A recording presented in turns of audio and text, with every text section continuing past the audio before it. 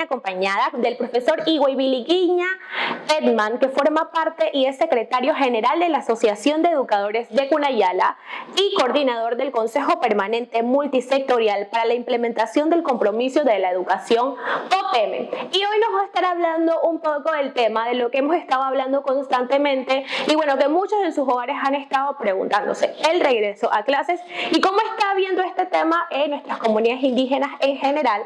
Así que hoy me encuentro con el profesor que nos va a estar hablando un poquito de este tema y cómo lo han visto desde su perspectiva los educadores y bueno, en general el ambiente en sí, ¿no? Así que buenas tardes, profesor Igua, cuéntenos un poquito de usted antes de empezar la entrevista. Sí, buenas, ¿verdad? Sí, yo soy ahora actualmente secretario general de la Asociación de Educadores de Cunayala y coordino a nombre de la Unión Nacional de Educadores de Panamá el COPEME, que es un consejo permanente multisectorial que hubo un compromiso nacional por la educación y de ahí surge el COPEME para monitorear, evaluar, darle seguimiento al compromiso que hubo en ese momento, que actualmente dentro del COPEME ahora mismo estamos realizando nuevamente lo que es el plan estratégico por 5 años de COPEME, ¿no? Y también igual estamos en la evaluación de todo el compromiso que hay a nivel del país. Con respecto a la pregunta del reinicio del año escolar, primero tenemos que conversar sobre cómo ha sido para nosotros en tiempo de pandemia esa experiencia que ha sido muy dura para el docente, para los estudiantes sobre todo, y los padres de familia. Mira que aparte de todas las dificultades, hemos visto varias fortalezas. Uno, que los padres de familia han tenido que hacer 2, 3 esfuerzos. Antes estábamos todos pareciera como en nuestra zona de confort y el padre de familia entregaba todo al docente y los niños igual, nada más era el dúo entre el estudiante y el docente, pero en esta vuelta no, sino que los padres de familia han estado en el 70-80% apoyando a sus hijos. Y sobre todo en las áreas indígenas, donde el padre de familia, el nivel de escolaridad es hasta 6º grado, el más alto es hasta 9º grado, ha sido bien difícil. Primero por el uso de la tecnología. Desconocimiento del uso de la tecnología.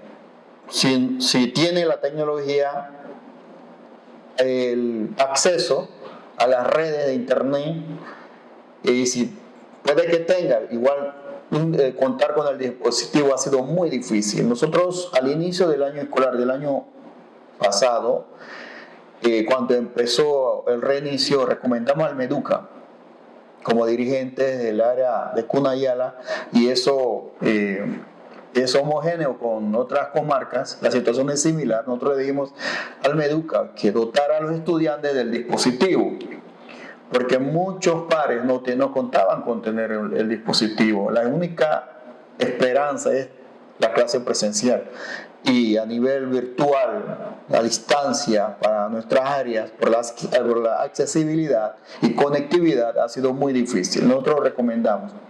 Lo cual ha sido el problema en el camino es que nosotros a veces como políticos, nosotros recomendamos para eso que el director regional a nivel del país vayan a concurso con méritos, pero como es un puesto político, complace a los gobiernos de turno, llegando a decir que todo estaba bien. Entonces al final nos dimos cuenta que había un problema de conectividad, que los niños no tenían dispositivos para poder conectarse con sus docentes. Entonces, y la red estaba mal en ese momento. Y después, gracias a la telefónica, que ya mejoraron, la red estaba bien. El problema era contar con el dispositivo, que no tenían. Hasta ahí llegó los cuadernillos tarde,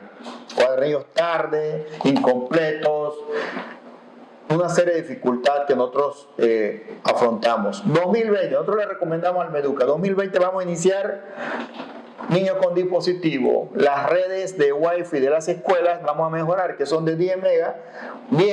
Cuando ingresan 20, 30 estudiantes, se cae en la data.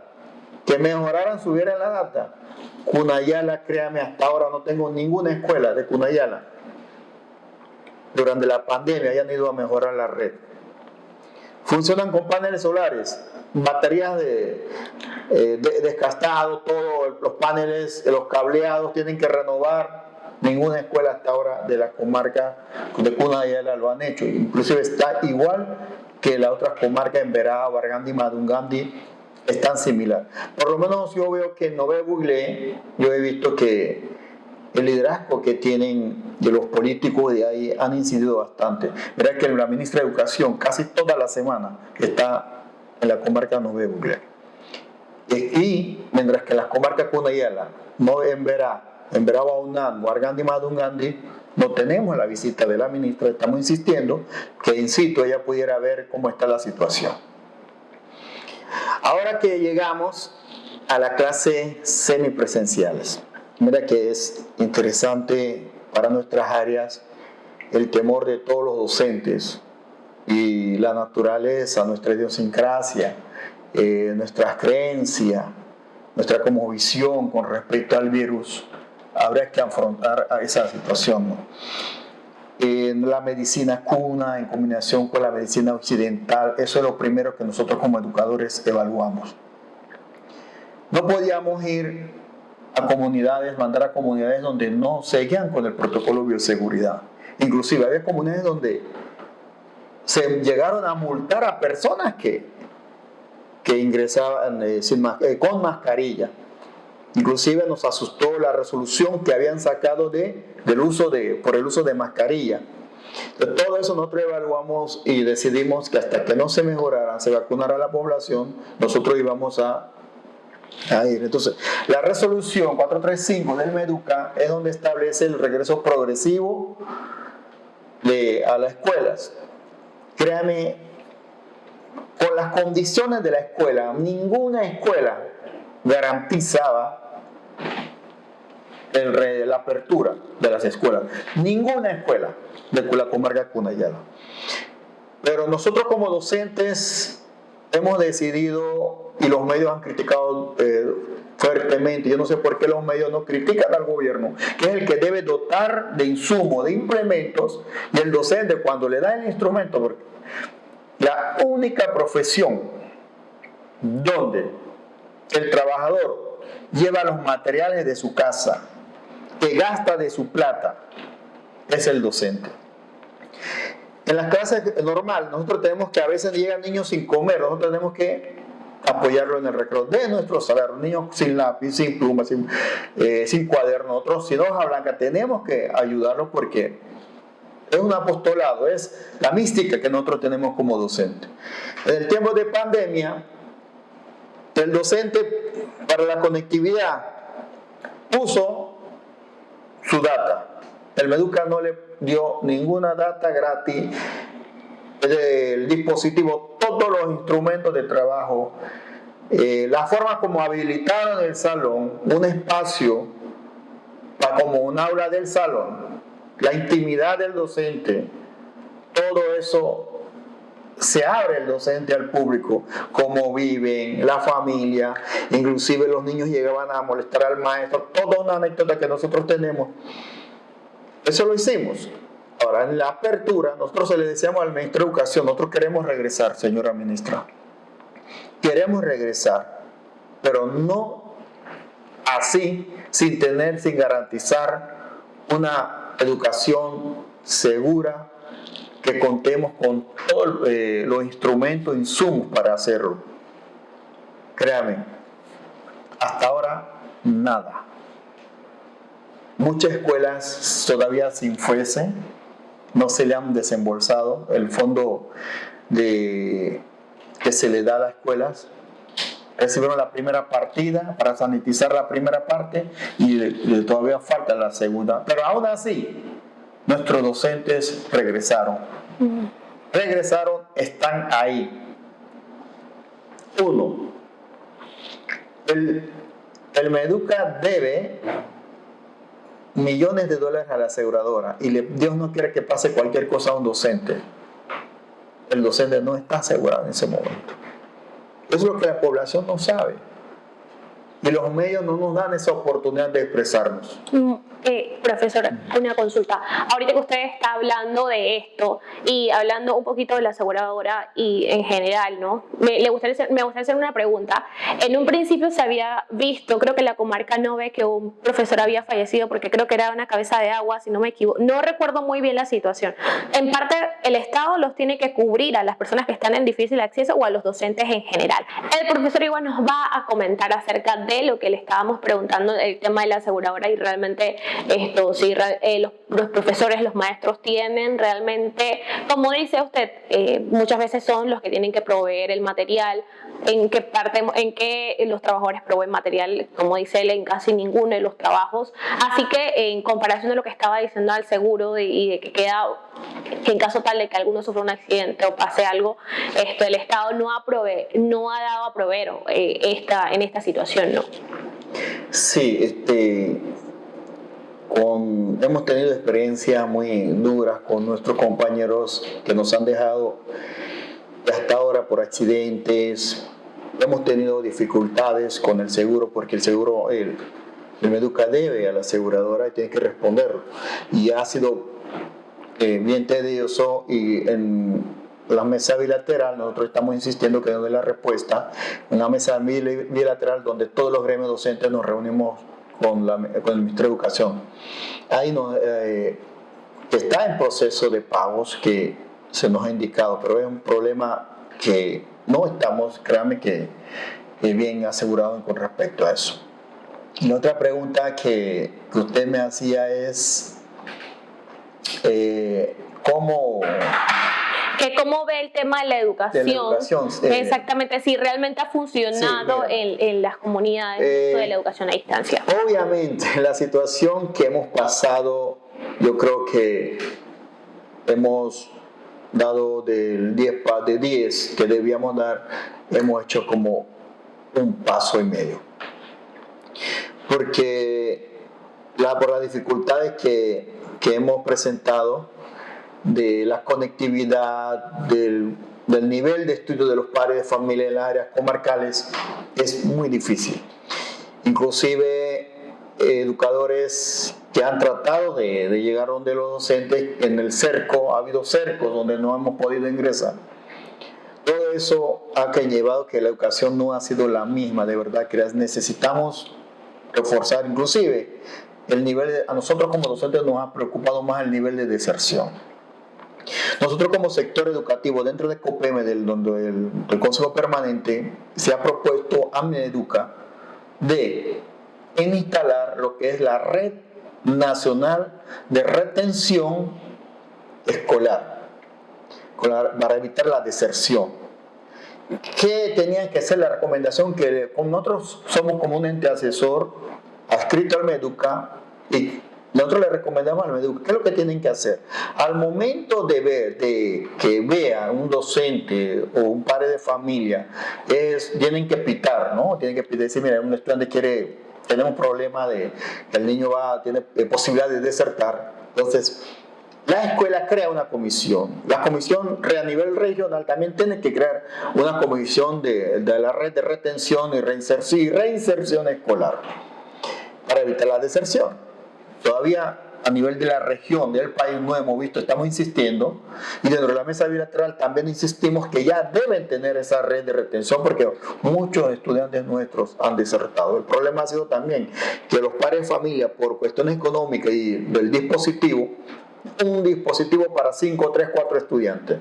Te han dicho, mira, que el estudiante que está en undécimo, si el niño está en primaria, en tercer, cuarto grado, se sacrifica el de primaria para que el de último año del 12º pueda graduarse. Hemos visto esos casos que de verdad que nos duele mucho como docentes, y los docentes, muchos han estado buscando a esos estudiantes. De verdad que sí, que no es lo mismo, un atraso. Por eso el Meduca, y se habla ya a nivel de la educación, lo que son antes hablábamos de esenciales mínimos de aprendizaje, ahora no hablamos de esenciales mínimos, ahora estamos hablando de esenciales fundamentales, lo que el estudiante debe tener para poder ser autosuficiente, autodidacta. En eso ahora estamos, y la educación se perfila a eso. Ya no vamos a perfilar una educación de conocimiento, sino hay que mandar una educación donde el estudiante pueda ser adiestrado a ser autodidacta, de explorar el conocimiento de forma individual. Eso es lo que nosotros aspiramos, pues, que autoaprendizaje, que logre el autoaprendizaje. Muy bien, excelente comentario, uno aquí aprendiendo bastante y espero que las personas también. Creo que me ha gustado mucho un término que usted dijo del tema de que los estudiantes sean autodidactas, porque hay como nuevas formas y han salido nuevas formas de enseñanza también, ¿no? En donde creo que enseñamos a que el estudiante sea un poquito más, o sea, que forme parte hoy, las iniciativas también salgan de su lado, ¿no? Y lamentablemente hemos visto, como estaba mencionando el profesor Igua, que se sacrifica a uno de los hijos para que el otro pueda graduarse, y realmente cuando el Estado debe proveer la educación completa a los estudiantes o a los panameños que están en sí. Y lamentablemente vemos que parte del presupuesto es mínimo, el presupuesto del Estado es mínimo para la educación, y sin embargo se dan más presupuestos, se aprueban más presupuestos en cada presentación anual en la asamblea de los presupuestos en general, y la educación recibe una parte muy mínima de esto, ¿no? Y creo que deberíamos en parte priorizar, y que la población en general pueda exigir que se priorice la educación, porque creo que la educación es la herramienta principal para el desarrollo social y sobre todo para que estos mínimos índices de pobreza se cumplan, ¿no? O que por lo menos salgamos de esto, ¿no? Y para ir un poquito conociendo qué se acerca o qué cosas vienen para el año 2022 por parte de Meduca con estas nuevas tecnologías y este nuevo acceso, qué cosas vienen para las comunidades o probablemente qué cosas no vienen, porque pueden ser que hayan planes, pero la otra cosa es que también se implementen en nuestras comunidades indígenas, ¿no? Nuestras comunidades indígenas a nivel general. Mira, interesante, ¿no? Del año 2022, el ente regulador que proyecta las necesidades del país a nivel educativo es el Meduca. Nosotros como COPEME y como dirigente magisterial, dentro de la mesa bilateral, nosotros recomendamos, y está en Meduca acoger o no, pero a ellos les toca, ¿no? Nosotros hemos recomendado lo siguiente al Meduca: todas las escuelas a nivel nacional, más para